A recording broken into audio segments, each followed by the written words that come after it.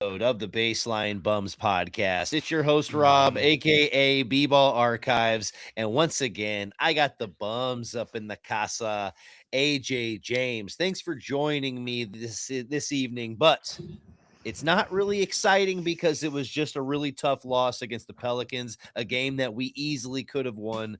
All that bullshit aside, how you guys doing tonight? Oh, it's good to be back. It is good to be back. It's cold. I don't like this. I can only imagine it's not fun up there in Dallas. So just a heads. I live in Fort Worth. You say that again, I'm gonna have to slap your face. So I will say that we did lose power yesterday. So if I black out for whatever reason, I could have lost power. So just a heads up, putting that caveat in there. Shit. Okay. How long were y'all down for? We'll keep that in mind. An hour and a half, and it got cold. Oh, I believe it. Yeah, you don't want to play around. It's like a lot of the temperatures, depending on where you are, it's in the teens. When you factor in wind chill, it's not a situation where you want to be feeling the elements. Yeah, but welcome guys, to the baseline weather report. Right, seriously. Yeah. Can we just talk about welcome the weather to the and just baseline skip over this game podcast? Well, the weather has been more interesting than Spurs basketball over the last 24 hours because tonight really was not a masterclass of how you win a game. And man, I hope that in practice tomorrow, they shoot 1,000+ free throws each. I want each one of them to have to shoot 1,000 before they leave that gym. Atrocious 3-point shooting, abysmal from multiple people. Just so I'm frustrating. Gonna need to see some Sweet 16s tomorrow in practice from Mitch Johnson and the team. Like something, running something, because it was threes at the end of the third and free throws at the end of the fourth. Just killed you.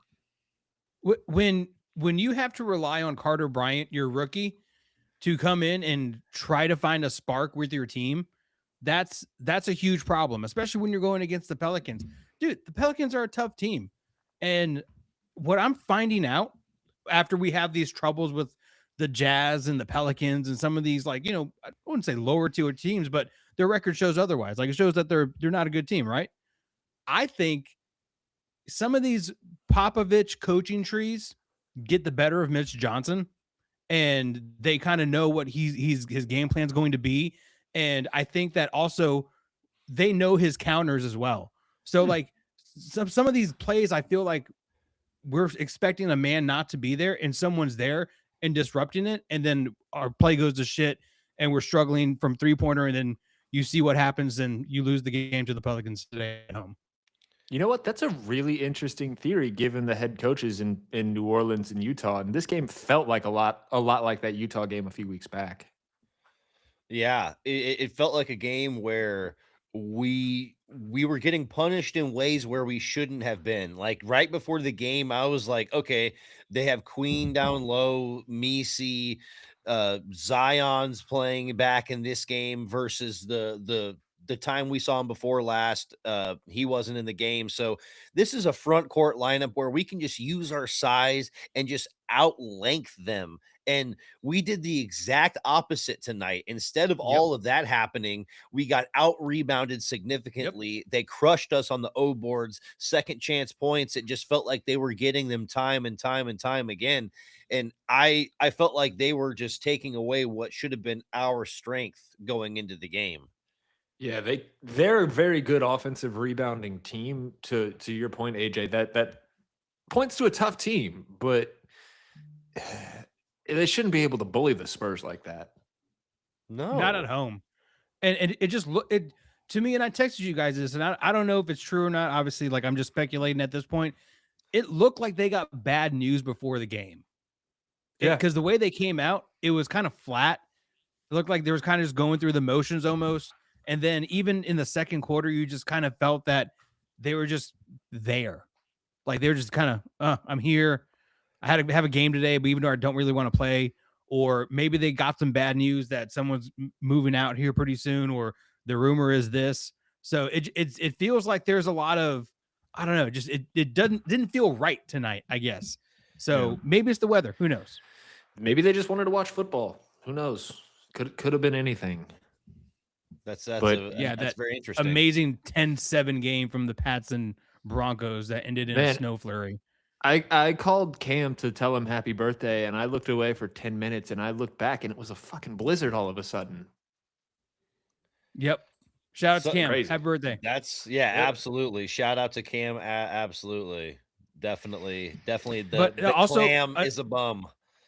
He is a bum. He's always on our holiday podcast. Absolutely. The honorary. Well, I mean, like you have Wemby going 2 for 10 from 3. You have Julian Champagnie going 1 for 7. Harrison Barnes went 1 for 2. So I mean, like Devin Vassell 2 for 8. So we just didn't shoot the 3 ball very well. We're back to our normal ways, 27% shooting from 3. So we're back to doing that. We're back to shitting the bed in the third quarter. Again, either Mitch Johnson's not saying a word at halftime, or they're just like catching up on some other thing at halftime. Because I don't know what happens in that third quarter, man. We just disappear. Not as far as the third quarter is concerned, but do y'all think any of this could have had, just getting Devin back and ingrained in the lineup and getting him up to speed and everything, with it being his first game in about 4 weeks?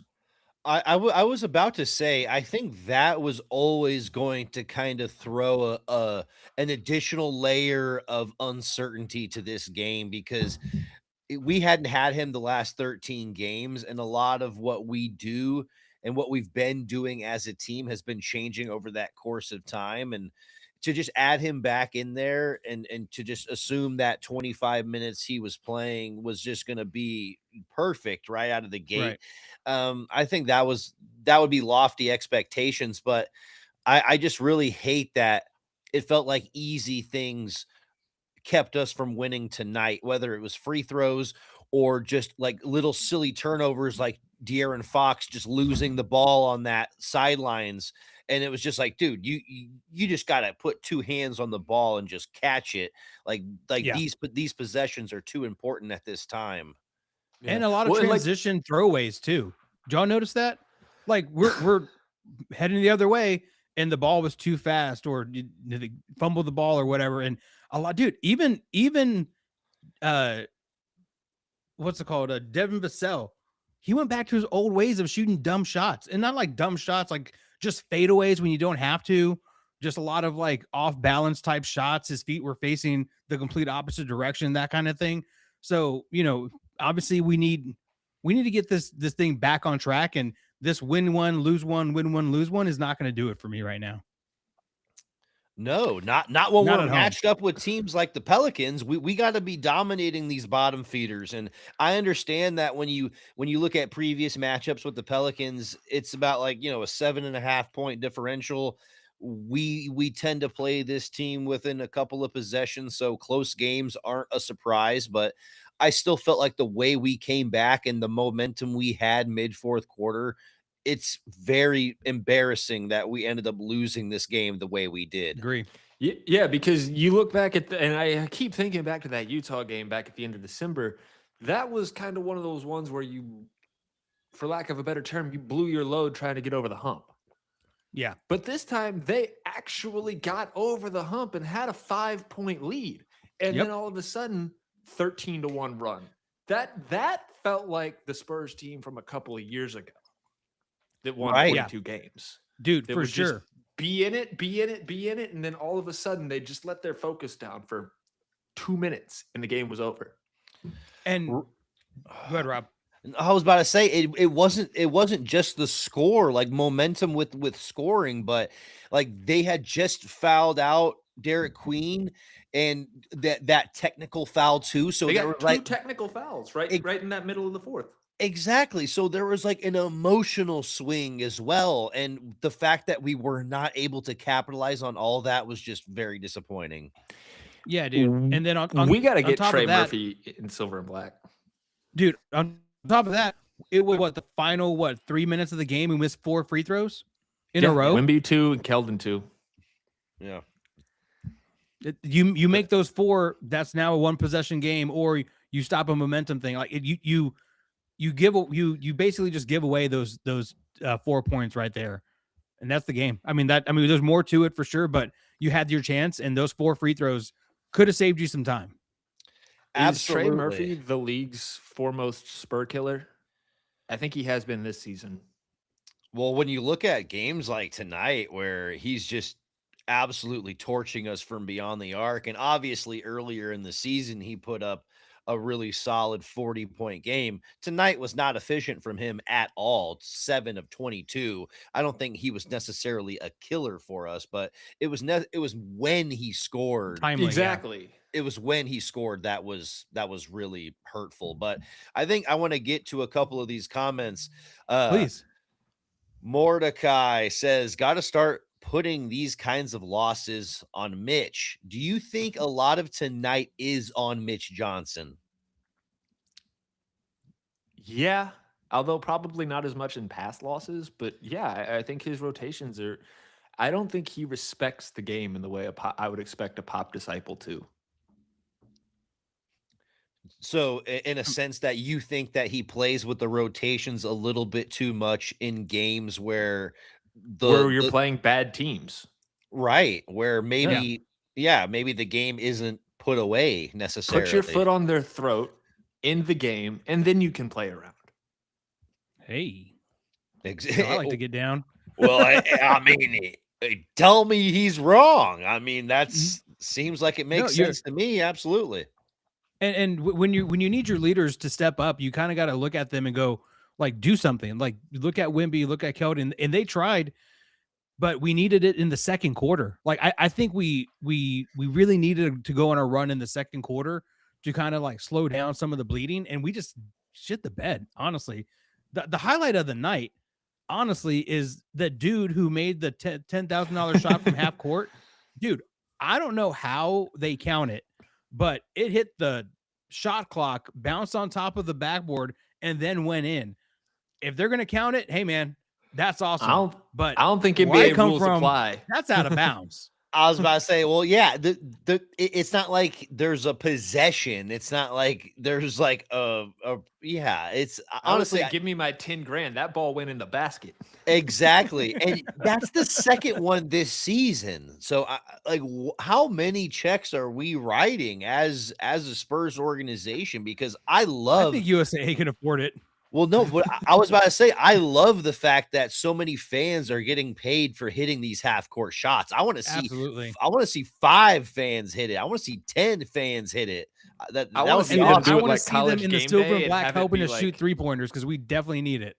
Yeah, I want to see it be like college game day and someone's shooting that shot to win Wimby's money or Mitch Johnson's money or some shit like that.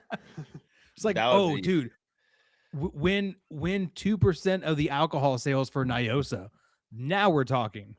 Well, God, you're looking for a nice pay bump, not a generational wealth maker. Oh But my going goodness. going back to the game, like we definitely struggle with guys like Derek Queen and who can create shots, and he missed a handful of shots that he probably should have made, but what he was able to create and kind of get people set up the way same way that like a Jokic type play, like we compared him to Jokic in the past, and then also like Zion was number 1 pick, man. Zion's gonna do those things when he's on the court. He's really, really, really fucking good. When he's not on the court, he's eating. So you got to find that balance for him. Well, he's still one of the most efficient paint finishers in the league when he's healthy and he's doing his thing.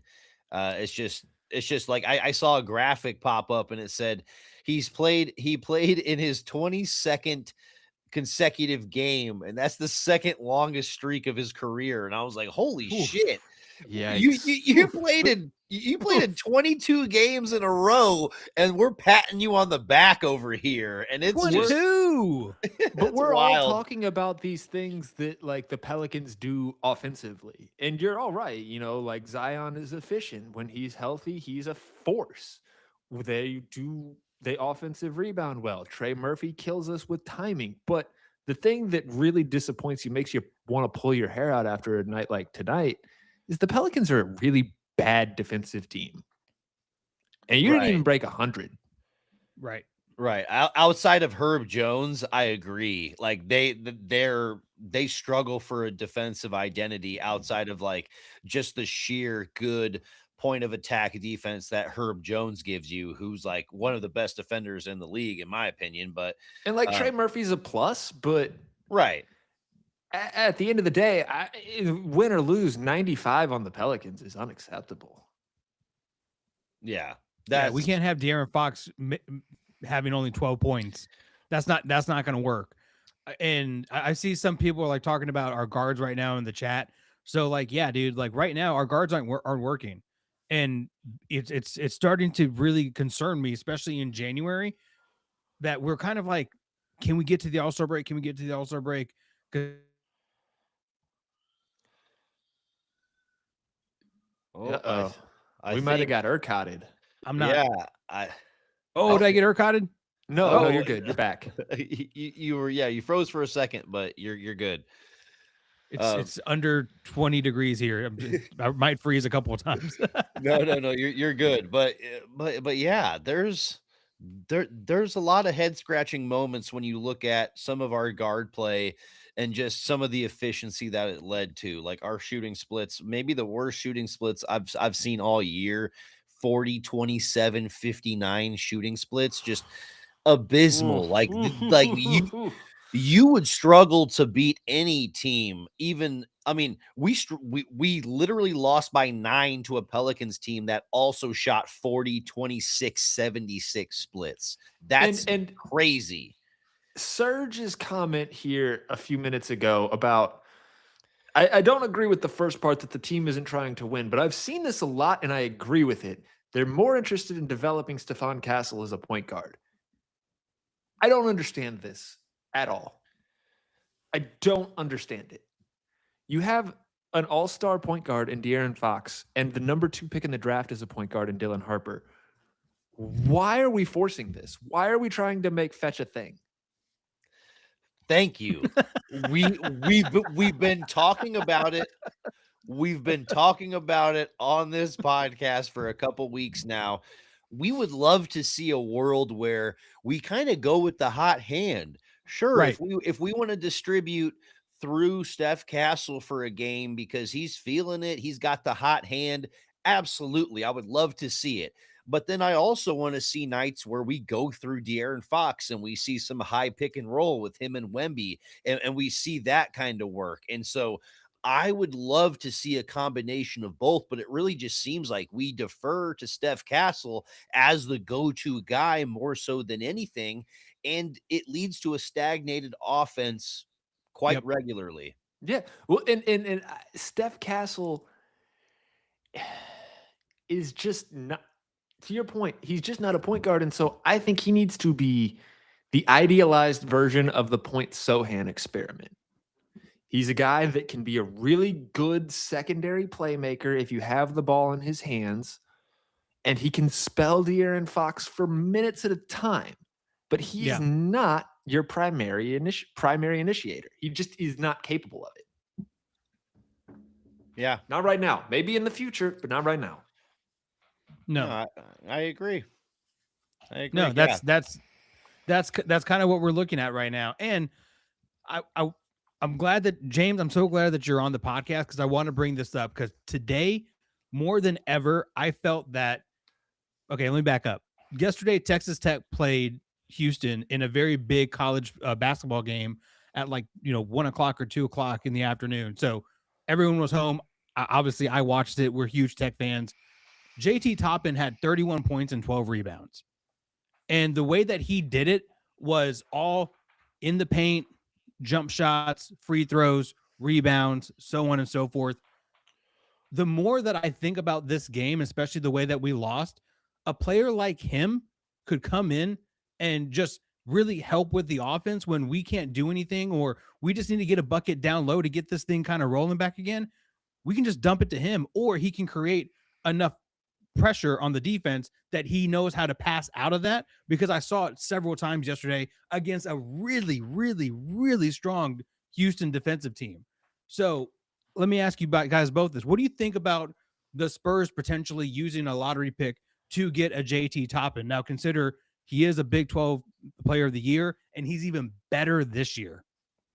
I think he's potentially, if you insert a guy like that onto their team, He's their version of Derek Queen. That Yeah. 18 feet and in, can reliably handle, run a two-man game, and get offense for himself.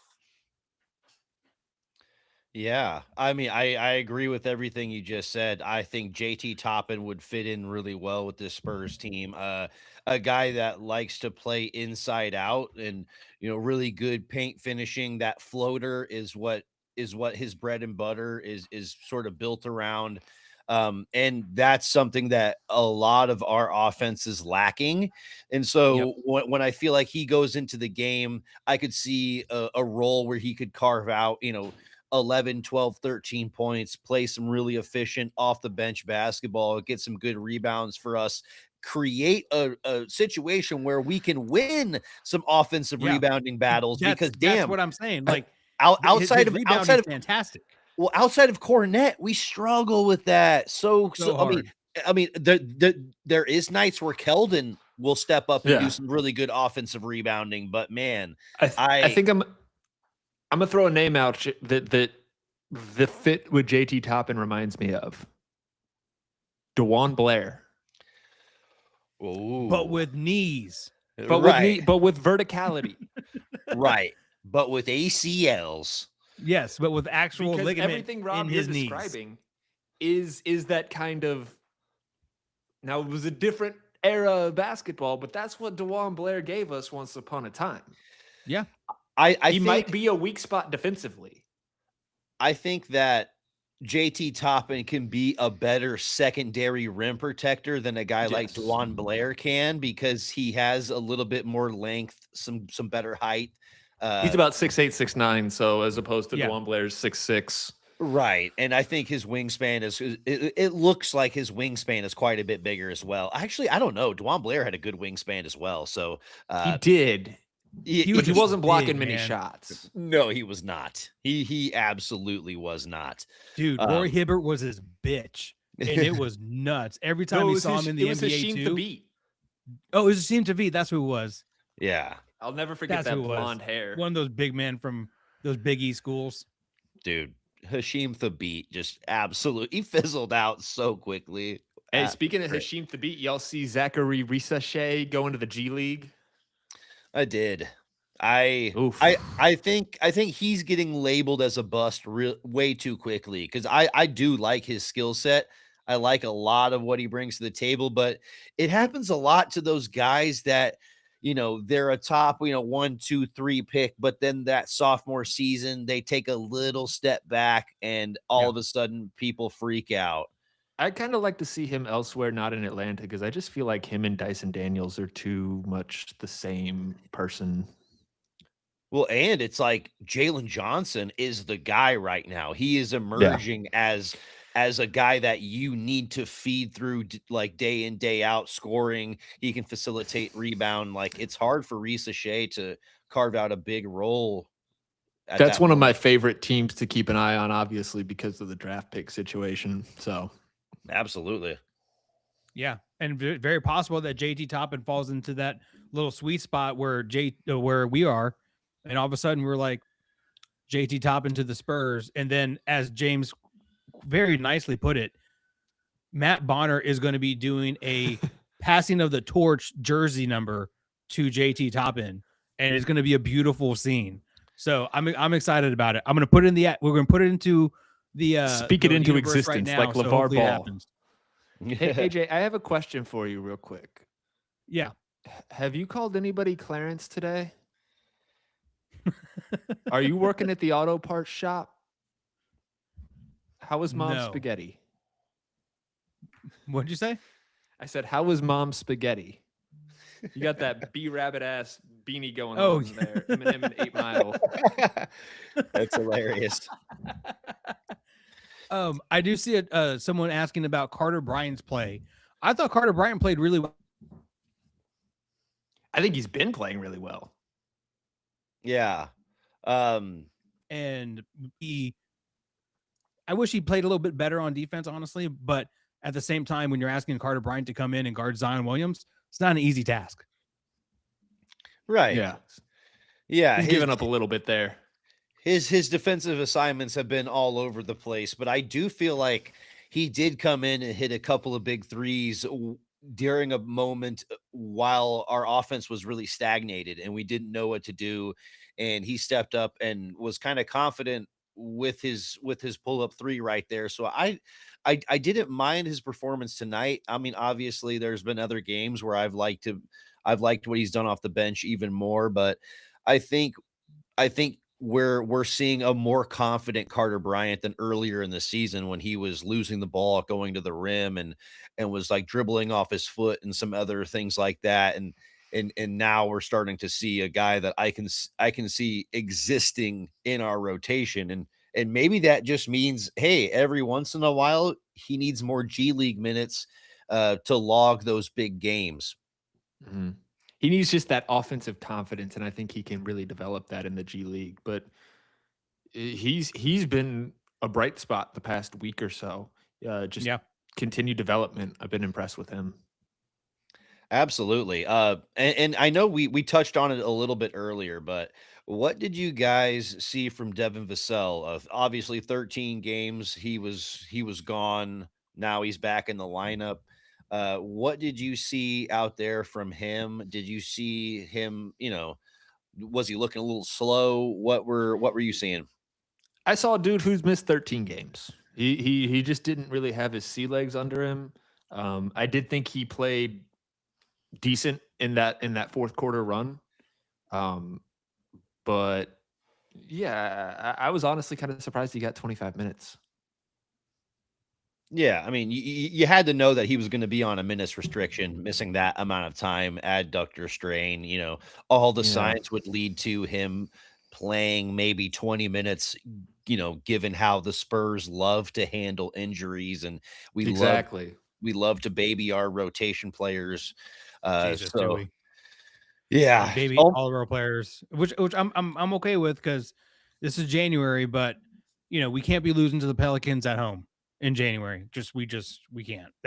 You just put more That's not pressure good. on yourself. When you lose winnable games, that was what made the Spurs so good. That was why Tim Duncan won all those regular season games because they didn't lose these types of games. right. Yeah, especially after you just went through all of the hard work to come back from a 20-point deficit, and then you're up God, 5 with the momentum, and then you just piss it away. That's just a frustrating way to lose. And, you know, we've said it time and time again on these episodes. It's like we just have to learn how to play with the lead and learn when to go to an easy bucket, just kill time, go to a paint shot. it's hard to kind of square because I was doing the math as it was going on. How do you follow up a 34-9 run by giving up a 13-1 run? Hmm. Like God, it's that's hard to frustrating. square in your head. Right. I don't know how. And James, just like you said, that's something that the Spurs of 2023 would have done, not the Yeah. 2026 Spurs. That's Not that we've this is seen thus unacceptable. far. Yeah, this is a better team than that. You can't waste games when Dylan Harper has 18. You can't waste games like this. Like you just, I'm frustrated, very frustrated. I'm annoyed more than anything, but we have to close out the week strong. Mitch Johnson might be an all-star coach this year. I think that'd be really cool for him for us to see that. But you got to win games in order for that to happen. He might, but I I mean, think we we can we get would have back to, to. We'd have to overcome a big hill. yeah, and we'd have to stay second in the West, pretty consistently. And now I think this loss drops us behind I think Denver. we're I think yeah, we're I think still we're ahead of Denver, but only off a tiebreaker. Unless they play tonight. I don't know. They might play tonight. I think we are. Yeah. Oh, yeah. You know what? We are tied. Yeah, we're both 5.5 games back yeah. from So from OKC. But So yeah, OKC lost tonight. yeah, so that helps. and yeah, to the OKC lost. Shout out Pacers. to Mamu. I'm assuming Mamu had 40 points because Flavor's there just hanging out, and he's like, "Yeah, boy." I'm assuming Flavor Flav is also shooting some Raising Cane's stuff. I've seen him doing some Raising Cane's commercials like crazy. That makes sense. That That's weird. makes That's weird synergy right there, but somehow it works. Well, you're about to Yeah, see all the LSU football team shooting those commercials now with how much that guy's paying. Yeah.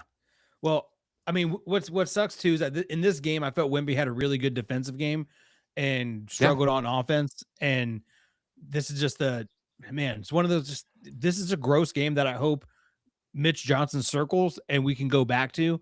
But the way we've been playing lately, he doesn't have to go very far for a lot of these games. And I think that's kind of the frustrating part right now because we played so well until Christmas. And then Christmas, like I said, maybe everyone saw us play and they're like, oh, I know how to beat this team now because they're relaxed, hanging out, drinking some eggnog. And now that's kind of the MO. Yeah, I don't know mean, what it it is. is. When you're the Spurs and you're 31-15, I think it's fair to say the standard is the standard now. The standard is what you look up and see in the ceiling. And Right. so, you're beyond some of these just lapses in focus, like what we saw the other night, even in Houston. That was a winnable game. Yep. And they just did not execute down the stretch. Yeah. So, Yeah. since we do have a standard set now on this podcast, I do have a blind rank for you guys. You do have a blind rank? Oh. Okay. It's not bad. James, you might need to sit this one out because it might be a little too much for you. We'll see what we got. Yeah, you can make your judgment, but I understand because it's not chicken tenders. But we are going to talk about I love some tendies. blind rank these top 5 New Orleans food staples. Oh, I've never been to New Orleans either. I'm definitely gonna have to sit this one out. Okay. But you might have had this food though. No, fair enough. Fair enough. So now I'm gonna go kind of like broad. I'm not gonna go like specific. So like just pick your protein, essentially is what I'm saying. Right. Okay. All right. Got to go with the first one. Ready? Poor boys. Okay. So we're talking shrimp, oyster, like roast beef, that kind of stuff. I immediately go shrimp po' boy. I think a delicious shrimp po' boy. I mean, it's not what I immediately go to, but like maybe like a 3. 3? Yeah. Depends on how it's battered. Right. Because it's like a classic sandwich. What are you thinking, James? I think me. I'm thinking chicken po' boy, Bill Miller's. Yeah, I think 3, right in the middle there. Yeah. Right on the pipe. Next one. Something that Avery Johnson used to make and bring everyone to his house for the holidays. Menudo? Gumbo. Oh, I was saying. New Orleans menudo, gumbo. Oh, that's low for me. I don't like my foods touching. I'm weird like that. That's low for me.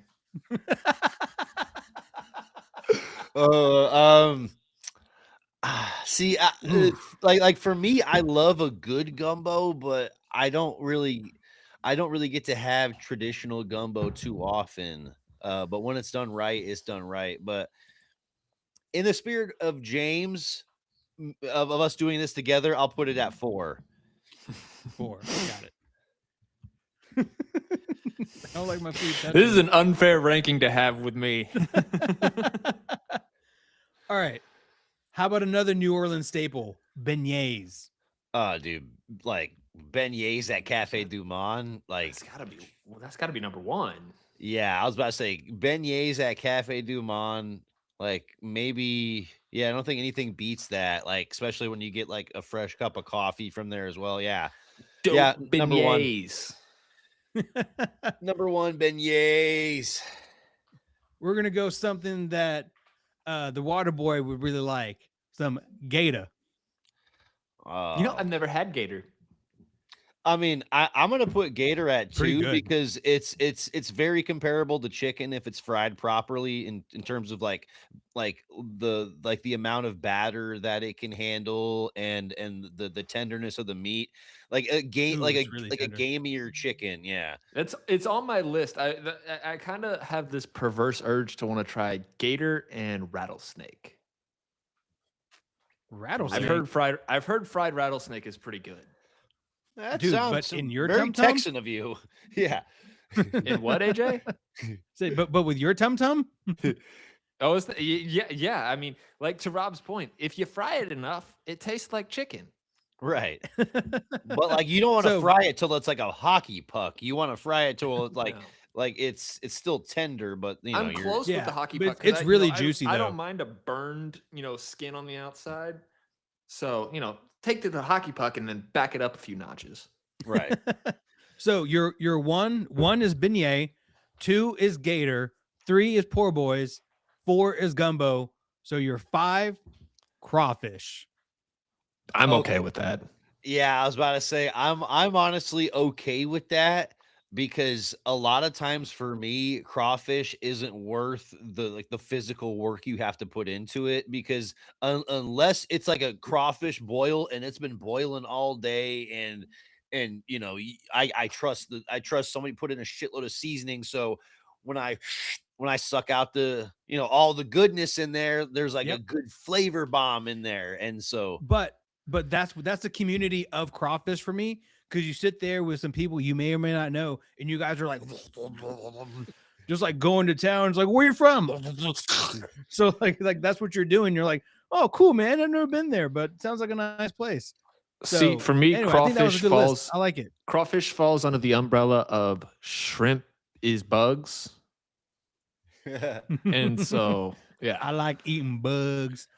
Speaking of food, though, did you guys see what Sean and Jacob ate today? That cake stuff. Absolutely, of course. M&M Delicakes. Yeah. They had the tiramisu and I can't remember what other flavor they had, but we've The been trying strawberry? to yeah, I think it was the strawberry, but we've been trying to talk about and document all of the stuff they're eating in the Frost Bank Center so we can at some point at least try this. Not at the same time, but we just want to give a shout out to all these awesome businesses that are doing good work in the Frost Bank Dude, Center. So that M&M katsu Delicakes. looks that I still dream about that katsu, dog.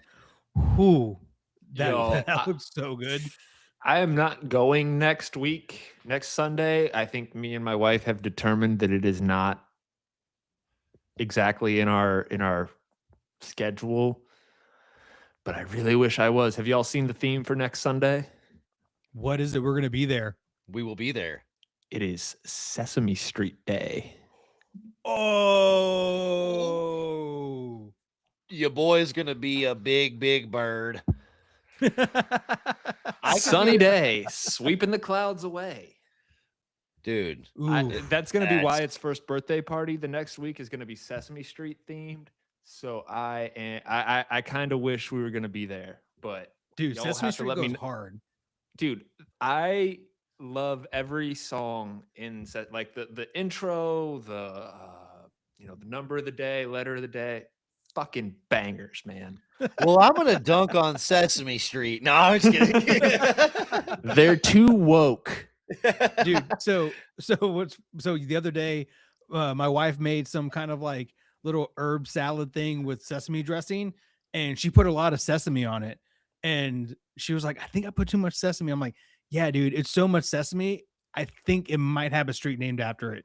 That's how crazy it was. It was a great time, but not all jokes land, so thank you guys. Yeah, But- so y'all will see Sesame Street next week. Sesame dude, Street hell night. yeah, hell yeah. So What's going to be the letter of the day? it's got to be S. What are the odds? I don't know. Maybe it's V for Victor. S for Should Spurs. be W, damn it. It better be W. we better leave with a W. I better see Elmo banging that drum next Sunday. Right. Yeah. I love Um, Elmo, but I can't think of him now without thinking of that. I think it might have even been a Vine with Josh Peck where it's Oh, set when him to doing a like all the bad cocaine and reputation. shit. He's doing like this fattest line of cocaine that you've ever seen. Oh Oh my man. goodness. But real quick before we segue into some dunkage, I do have a Spurs trivia question for you guys. Nice. Um, Working just together, or you are we going one-on-one? working together would be Okay. Okay.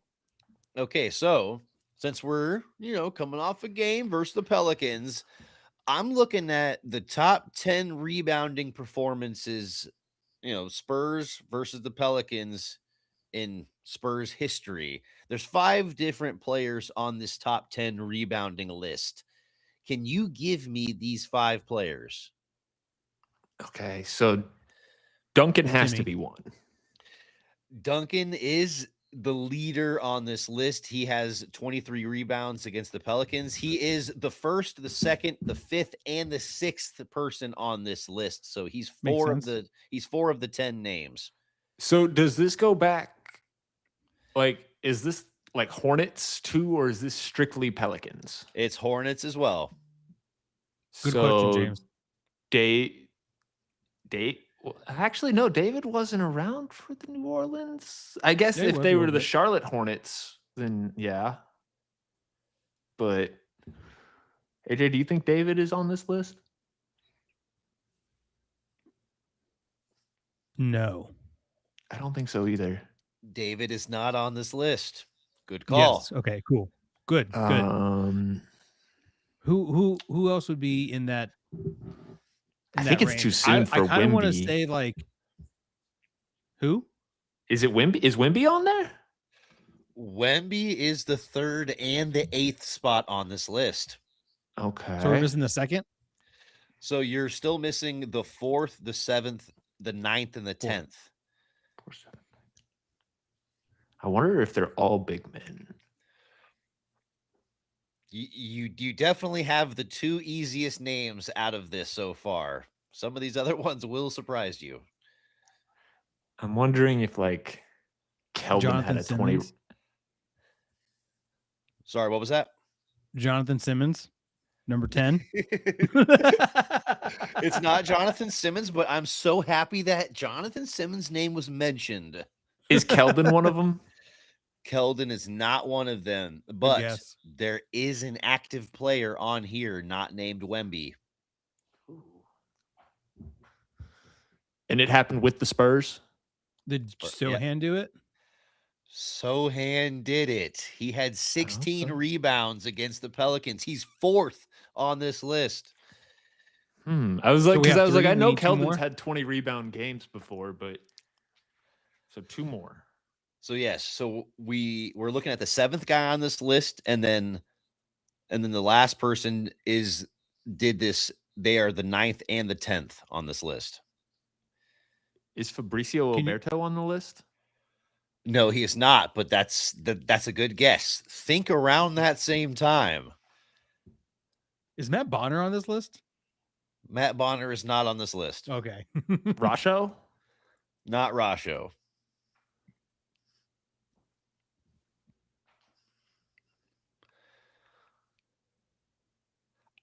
I don't know how this guy keeps popping up on podcasts. But his Popping name up on podcast. No. Like his name keeps coming up on our shows Oh. in various trivias and things like that. Is it Nazi Muhammad? No, it's not. Is it David Lee? It's not David Lee. Good guess. I mean, all these are good guesses. I'm trying to think of like obscure people who weren't here for very long. I mean, we've said his name on an episode not too long ago. I don't want to give away too many hints. Is he a coach in the NBA right now? No. Okay. Just Are they all random questions. There's 2 left. Are they big men? Yes. Okay.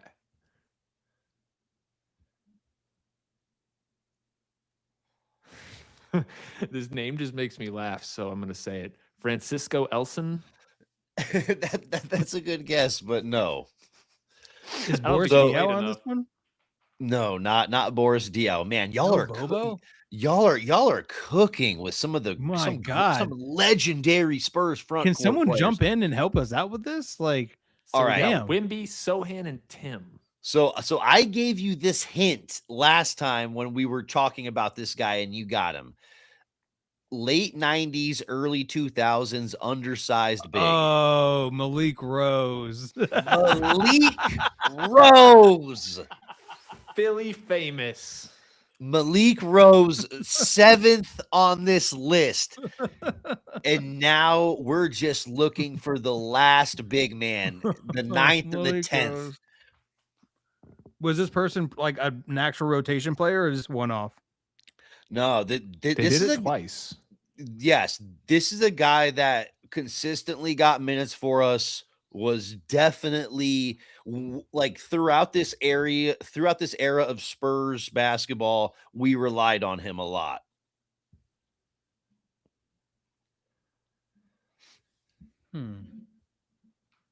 He has Thiago? championships with us though. No. Not Tiago? No, I already asked that, It's James. it's not Thiago. Oh, I didn't hear him. I didn't say his name because I was afraid he might appear. Joe Hendry? Is it Joe Hendry?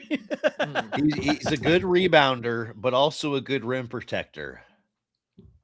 Theo Ratliff? No. Honestly, I wouldn't mind having this guy on our team right now.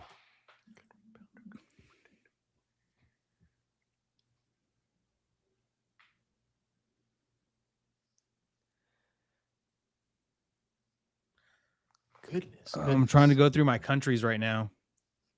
Just think about big men that have been on the Spurs over the last several years, guys that we've relied on for heavy front court minutes. LaMarcus Aldridge? No, not LaMarcus. Powell? Not Powell. Fucking A, man. I don't, dude. I can't think of this name right now. This is my You're gonna have to last give me guess. something. I can't think of this name. Oh man, I mean, No, wait, no, it can't be that. It can't be that. Because he was only here for a year. I mean, this guy was here for a few years. Like, I mean, not a guy that we were shy about playing huge minutes. Is it Robert Horry? No, this is more recent. Over the last Matt Bonner? Not Matt What's that? Bonner. I can't believe we hadn't said that yet. No, we did. Okay. Are y'all tapping out? I'm tapping out. All right. Spurs legend Jakob Poeltl. Classic Jakob Poeltl. Absolutely. Forget about him. Yeah, I would love to he have him was back too. That's exactly what I said. It's like, Yeah. good rim protector, good rebounder. I would love to have him right here, right now. Like, throw him in our bench rotation. I'm all about it. It pissed James off so bad he just quit. He was like, "Fuck this." Oh, we gotta yeah. It looks like he was so angry, so bothered by that Jakob Poeltl. It was like if Jakob Poeltl brought him crumble cookie. He was like, oh my goodness. But yeah, so some good rebounding trivia right there if you stuck with us. But yeah, little Duncan 1, Wemby 2. And then obviously I wanted to throw that in there because some Sohan made an appearance on here as well. So love that. I feel so bad for him because he just sitting on the bench, just chilling, not really doing much. And what's really interesting is he's just there, like, I don't know, having conversations, and you're sitting there going, like, what are you talking about? Because you're not talking about the game. There was a thing where you saw him talking with Julian Champagnie, and he's trying to like tell him something, and Julian Champagnie's like, dude, we're in the middle of a game. Yeah, absolutely. Absolutely. Yeah, it looks like James is having some sound technical difficulties. Well, but yeah, let's get in we some dunks. Let's dunk right. on James for piecing out because of Jakob Poeltl. I was about to say we only have a few minutes in the episode left anyway, so let's just dunk and get out of here. I'm gonna have to dunk on TikTok because Yeah. multiple times today I was trying to post some absolute banger of posts. I had a couple of really fun graphics pulled up that may or may not have featured the word ice and not and not for political reasons or not for any kind of weird crazy reasons, but because there's literal ice outside. It's snowy, it's slippery, and I wanted to make a George Gervin Iceman reference, but all of a sudden my posts are getting flagged for TikTok thinking that I'm talking about ice and things like that, and I'm not. And so, dunk on TikTok for thinking I'm controversial when I'm not at all. We're talking about the weather, man. There's a lot of ice outside. That's so funny. Hopefully TikTok can fix that. Yeah, I think hopefully it'll be something where they're just flagging our stuff for 24 hours and then I'm gonna appeal it and it'll get fixed sooner rather than later. We're just trying to tell people about clean, reliable solar energy. That's all. Nothing Dude, crazy. yeah, I think they're just hating on solar scouts. That's got to be what it is. So that's just rude. Well, I'm gonna dunk on Arsenal today. Ooh. Arsenal lost 3-2 to Manchester United in probably one of the worst ways possible. Very similar to actually the Spurs game, just very nonchalant type play. Didn't really take the other opponent very seriously. Gave up 2 spectacular goals, but I mean, just a very frustrating evening for sure for the guys in North London. So anyway, just I'm gonna dunk on Arsenal because Liverpool lost. We have a chance to go up more on the table, and we just shit the bed. It was not fun. So my teams, man, except for Tech won, and that makes me happy. Right. You got to have something to grasp onto. So, when Arsenal shits the bed and Spurs, just absolutely give a game away, you can rely on the Red Raiders most of the time. And shout out to Kingston Fleming from San Antonio, Texas. That dude is going to be a star someday. I mean, that dude is an absolute bucket.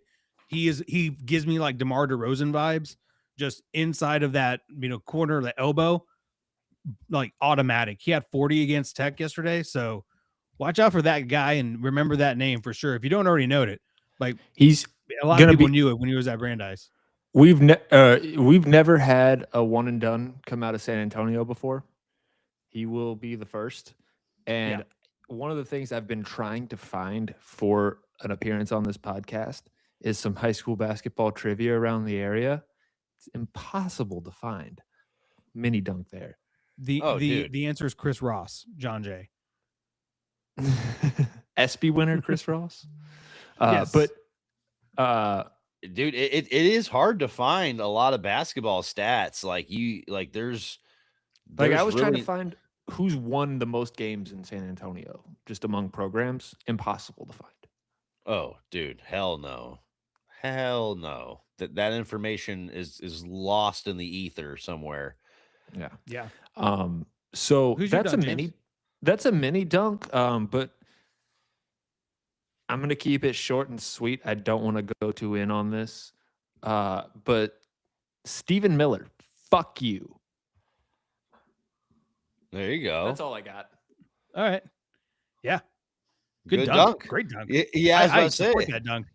Well, not every dunk needs to be a flamboyant 360 windmill off the glass. Sometimes it's just an emphatic tomahawk on somebody's head, and sometimes it's just like what Zion did to us. Miller. Yeah, right. Yeah, what Zion did to us tonight. Just go watch that.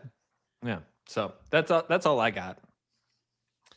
Well, there you go, everyone. If you are still here after the Spurs Pelicans breakdown, if you're still here after hearing us yap about some Texas Tech basketball, after all those dunks, after a little Spurs trivia, and after a fun blind rank, if you're here after all that, then we really appreciate you. This entire podcast, this entire experience would not be the same without you. We not only love you, but we love you hard over here. Hard. All of this is brought to you by Love You Hard TV and the great people over at the In the Building podcast. Mike, Rudy, Jose. Oh yeah, Mike was there today. That's probably why the Spurs lost. Right. Taylor Curse. That's literally the very first thing that somebody commented. That was the very first, was the Spurs record when Mike Taylor's in the building. Yeah, it's definitely rough. Great use of in the building there. Just fantastic use of in the building. I love it. Just super meta. Love it. Love to see it, especially from our audience, which is fantastic. Everybody that's up in the comment section, live on YouTube. If you're following along with the Apple podcast or Instagram, TikTok, if they're actually letting us upload wherever you're consuming the Baseline Bums material, we absolutely appreciate it. And we really, really love you, because this community would not be the same without you. We love talking Spurs hoops. We love getting on here, even after a loss. As annoying as this loss was, we love getting on here and talking Spurs hoops, especially doing post-game episodes. But yeah, we are going to hop off here and end this the same way we end all episodes, and that's with a go Spurs, a go. Oh. Bring back the silver silver. dancers. Yes, I say bring back the silver.